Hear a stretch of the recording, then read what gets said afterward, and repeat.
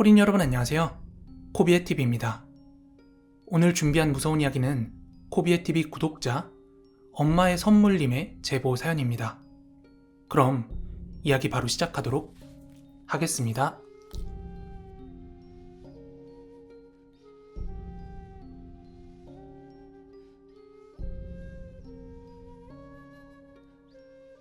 이 이야기는 저희 가족이 살던 한 아파트에 대한 이야기입니다. 제가 중학교 때까지는 충청도에 살았는데 아버지께선 저를 서울로 대학교를 보내고 싶어 하셨어요. 그러다 보니까 아버지는 제가 최소한 고등학교 3년은 서울에서 보내시길 원해 하셨고, 아무래도 그게 대학을 가고 나서도 좋다고 판단을 하셨나 봐요. 그래서 당시 아버지께선 서울 쪽으로 집을 알아보시는 한편 가게도 이전할 준비를 하고 계셨죠. 그러던 중 아버지는 지인의 추천으로 경매로 나온 집들을 알아보게 되셨는데요. 여기서 굉장히 운이 좋게 시세보다 저렴한 가격에 한 아파트를 낙찰받게 되었습니다.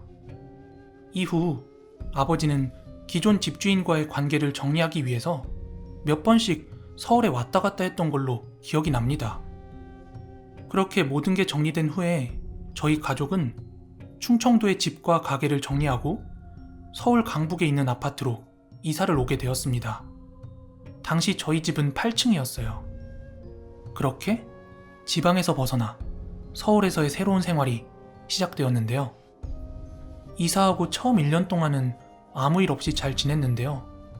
사건은 제가 고등학교 2학년이 되었을 쯤이었어요. 그때는 학교에서 본격적으로 보충 수업에 야간 자율학습까지 하던 때였는데요. 그래서 집에 들어오면 항상 피곤에 쪄들어 있었지만 저는 한두 시간이라도 더 공부를 하고 자곤 했어요. 왜냐하면 곧 있으면 3학년이고 또 수시 지원하려면 내신도 중요하잖아요. 그러던 어느 하루는 아주 피곤한 상태에서 잠이 들었는데 꿈을 하나 꾸게 됩니다.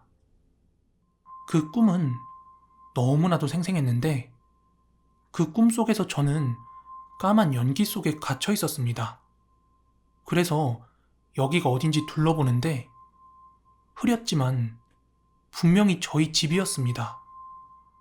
그런데 그때 그 연기 사이로 누군가의 처절한 절규 소리가 들리는 겁니다.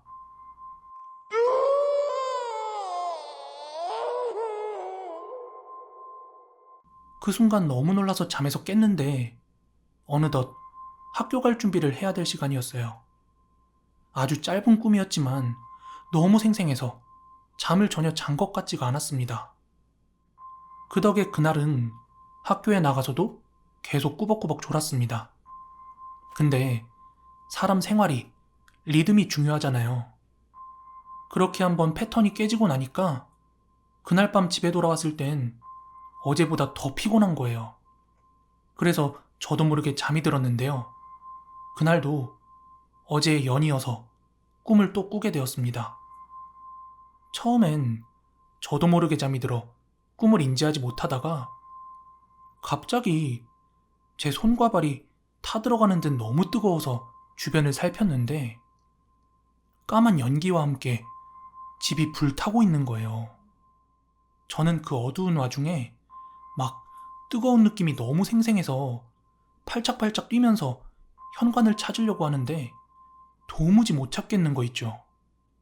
그러다 거실에서 어제와 같은 누군가 절규하는 소리를 듣게 되었는데 글쎄 어떤 아줌마가 얼굴의 형체를 알아볼 수 없을 만큼 다 타버린 채로 막 땅을 치며 절규를 하고 있는 거예요.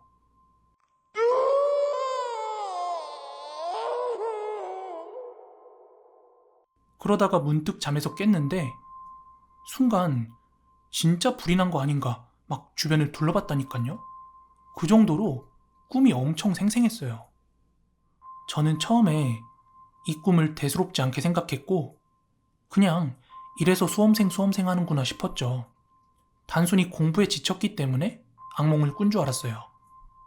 하지만 이 꿈은 며칠간이나 계속되었고 그때마다 뭔가 새로운 장면을 보여주면서 어떤 상황을 상기시키려는 것 같았어요. 한 주간 그런 꿈이 계속 반복되다 보니까 저는 완전히 녹초가 되어버렸습니다. 그리고 일요일이 찾아왔어요. 보통은 일요일날 집에서 쉬더라도 TV를 보거나 가족과 외식을 하고 그랬는데요.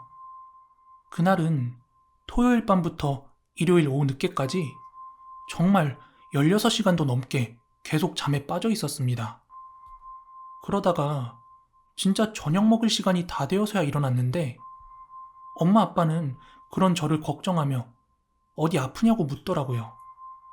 평일엔 제가 아침 일찍 학교에 가고 또 늦게 들어오다 보니까 부모님과 충분히 대화할 시간이 많이 없었는데요.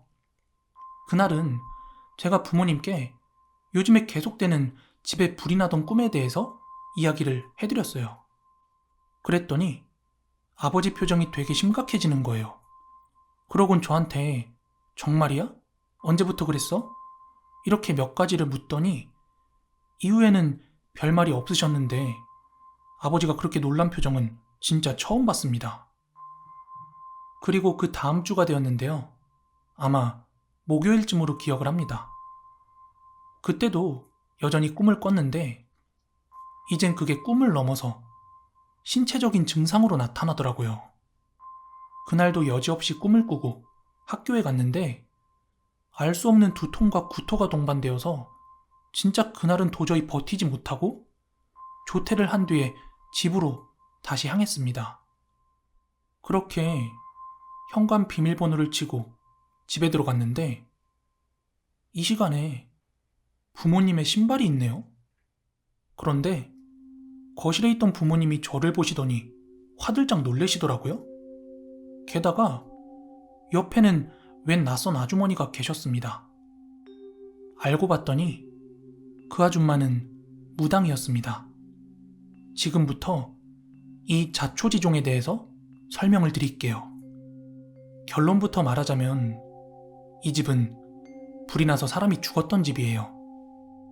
잠깐 시간을 돌려 아버지가 이 집을 낙찰받은 시점으로 되돌아가면 집주인이 아버지로 바뀌었기 때문에 기존에 살고 있는 사람은 이 집을 빼줘야 하잖아요?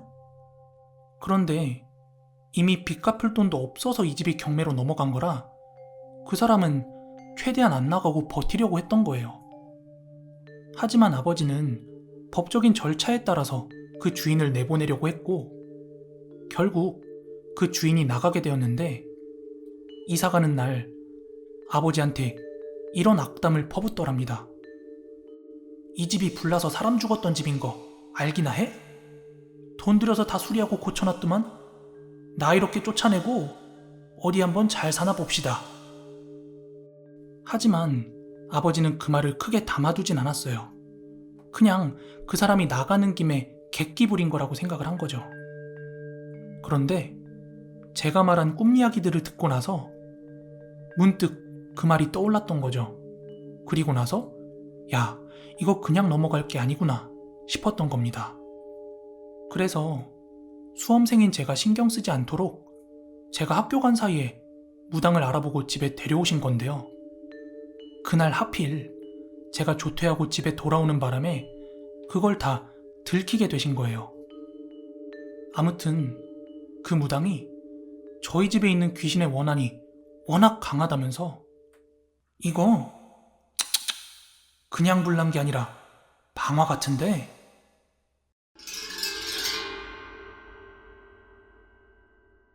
이러시더라고요. 그리곤 당장의 제 상태 때문에 굿도 진행을 하게 되었는데요. 굿도 굿인데 집의 기운 자체를 무시하지 못한다면서 저희 아버지한테 빠르게 이사를 가라고 그렇게 추천하더라고요. 다행히 굿을 하고 나서는 그 꿈을 꾸지도 않았고 건강도 돌아왔습니다. 하지만 얼마 안 가서 저희 가족은 또 이사를 하게 되었습니다. 아버지는 이 집의 전주인도 이 집의 기운 때문에 빚더미에 앉은 게 아닐까? 이렇게 말씀을 하시더라고요. 그리고 마지막으로 나중에 저희 집 이삿짐 싸던 날 아버지가 동네 마트에 물어보셨대요. 그런데 마트 아주머니께서 말씀하시길 저 아파트 몇 층이었더라? 하여간 예전에 가족끼리 싸우다가 집에 불 질러가지고 막 아줌마 죽고 그랬어요. 그때 참 난리도 아니었지. 이러더랍니다. 그러니까 그 무당의 말이 맞았던 거예요. 오늘 이야기 여기까지고요. 저는 내일 더 무서운 이야기로 찾아오도록 하겠습니다. 감사합니다.